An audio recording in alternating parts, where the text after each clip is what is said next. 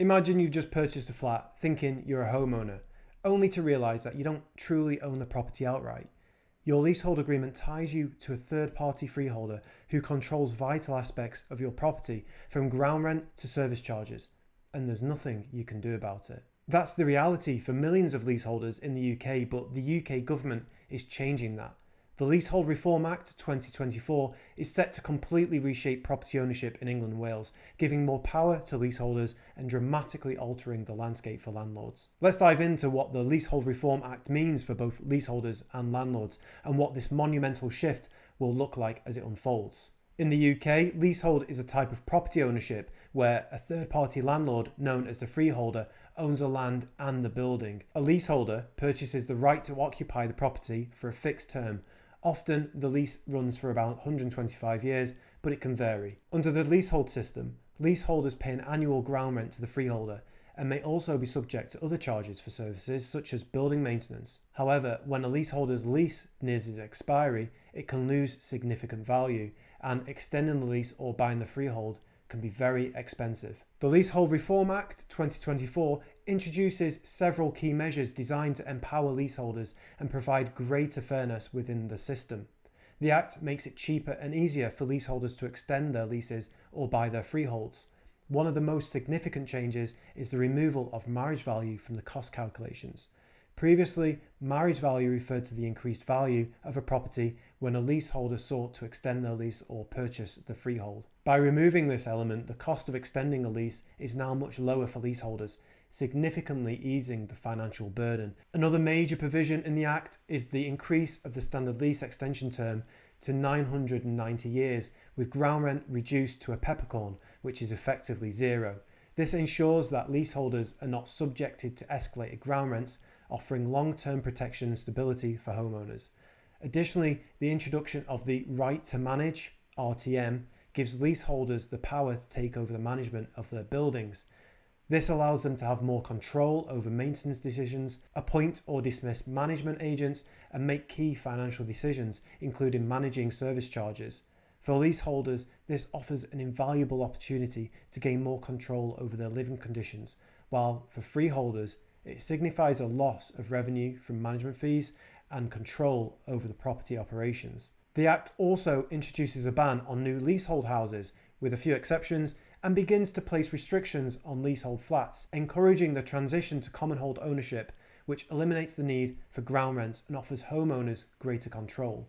For leaseholders, these changes will lead to greater transparency around service charges, administration charges, and buildings insurance. Leaseholders now have the right to request detailed information about these charges and, in some cases, challenge excessive costs. The reforms also ensure that leaseholders can now recover legal costs when challenging poor practices from their freeholder or management company. In addition, the Act grants leaseholders access to redress schemes, which helps them resolve disputes with property managers or freeholders more easily. Finally, the reform ends the imposition of ground rents on new properties, following the previous Leasehold Reform Act of 2022. This extends the government's commitment to protecting leaseholders from unfair financial obligations related to ground rent. So what does this all mean for leaseholders? Well, for leaseholders, the reform represents a victory in gaining more autonomy and reducing financial pressures.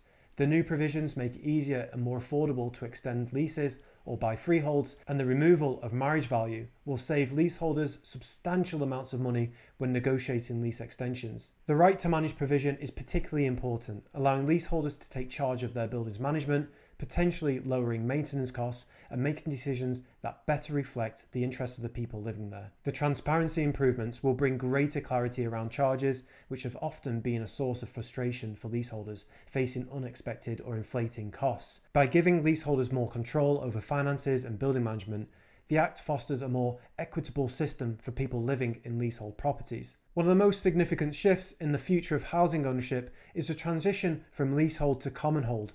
Under the current leasehold system, leasehold properties often feel like temporary ownership, with leaseholders required to pay ongoing ground rent and subject to terms of a lease agreement that can sometimes feel out of their control.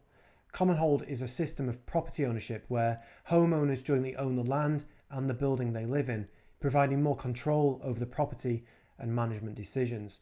The reforms set out in the Leasehold and Commonhold Reform Bill 2024 aim to reinvigorate commonhold by modernising the legal framework and making it easier for new developments to be sold as commonhold properties. The government's ultimate goal is to phase out leasehold ownership for new builds and replace it with commonhold as a default system for home ownership. Commonhold has already been implemented in Scotland, where homeowners in certain developments have the option to jointly own and manage their property. However, the Scottish model has faced its own challenges, and the reforms planned in England and Wales will be somewhat different. The key difference will be the government's focus on modernising property management structures and simplifying legal processes, whereas Scotland has focused more on traditional property law. These different approaches are likely to lead to variations in how commonhold is implemented across both nations. While the reforms offer significant benefits for leaseholders, there are some complexities surrounding the transition from leasehold to commonhold ownership. Specifically, converting existing leasehold properties into commonhold may not be a simple process. At present, leaseholders cannot automatically convert their properties to commonhold. Conversion requires agreement from the freeholder, the landlord, and is a complicated voluntary process. Leaseholders seeking to convert their tenure would need to negotiate with the freeholder, who may not be willing to cooperate. Additionally, as part of the process, the freeholder may demand compensation or financial settlements for surrendering their interest in the land. The Leasehold Reform Act 2024 offers a pathway for these conversions, but does not guarantee that every leaseholder will be able to convert their property. The legal framework for commonhold conversions aims to simplify the process in the future, but existing freeholders may still resist the shift. If a freeholder refuses, leaseholders may find themselves facing prolonged and costly legal disputes. The complexities of negotiating with freeholders, coupled with the costs involved in the transition, could make it a barrier for many leaseholders, particularly in older developments where existing legal agreements may be more complicated. For some, the process of converting to commonhold may simply be too expensive or time-consuming to pursue. Oh, by the way, I've put together a free training program for property investors, which outlines how I created over £1 million worth of value to a single property, all through a legal paper exercise. The link to watch that free training is in the description below. The Leasehold Reform Act 2024 presents multiple challenges for landlords who hold leasehold properties. One of the biggest impacts is the loss of income from lease extensions and ground rents. With the removal of marriage value from leasehold extension calculations, landlords will no longer be able to charge leaseholders inflated costs for these processes. This will undoubtedly affect their revenue from leasehold portfolios. In addition, the right to manage provisions will result in landlords losing control over the management of properties. Leaseholders will now have the power to oversee their building's management, including the ability to take over maintenance, appoint or dismiss agents, and influence service charge decisions. As a result, landlords will see a reduction in income from management fees and will have less control over how properties are run. The Act also introduces a ban on new leasehold houses and places new restrictions on leasehold flats.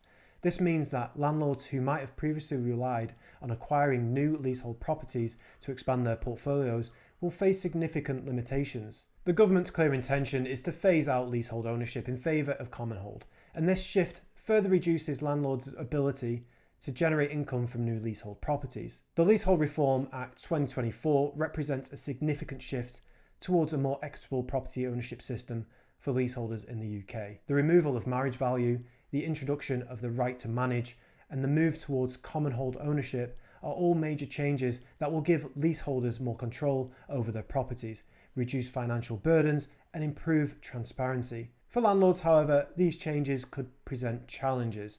The loss of income from lease extensions, ground rents and management fees, combined with restrictions on new leasehold properties, may make it harder for landlords to maintain profitability. Personally, I feel that these changes will make it more difficult for landlords, and I struggle to see how they might benefit. As entrepreneurs, we will need to adapt to the evolving market and the changes that the government impose. Although we're still waiting for concrete confirmation of the final legislative details, it's clear that the government's stance increasingly favours homeowners and renters over landlords.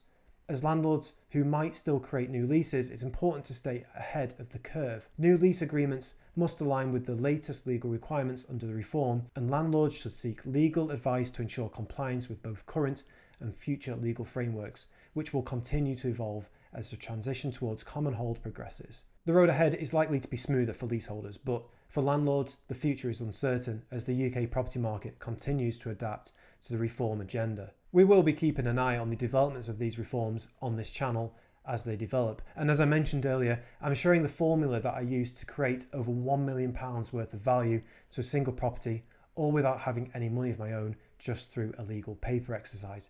The online training is free for you to sign up, and I have left a link down below in the description. But for now, thank you for watching. I appreciate you for being a subscriber, and I'll see you on the next one.